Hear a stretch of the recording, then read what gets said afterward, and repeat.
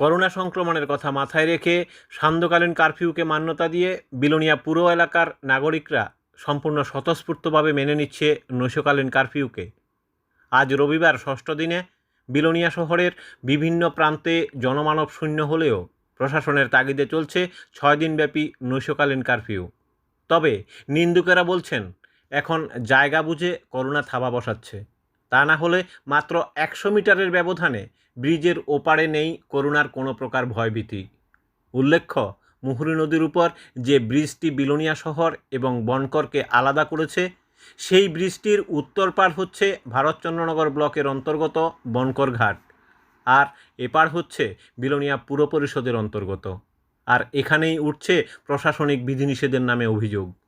প্রশাসনিক কর্তাবাবুরা লালবাতির গাড়ি আর হুইসাল হাঁকিয়ে শহরের অলিগলি ঘুরে ব্রিজের এপারে গিয়ে থমকে দাঁড়ানো দেখে ওপারে দাঁড়িয়ে থাকা জনসাধারণের মনে প্রশ্ন, করোনার বিধিনিষেধ শুধুই কি নির্দিষ্ট কোনো অভিব্যক্তি নয় তো?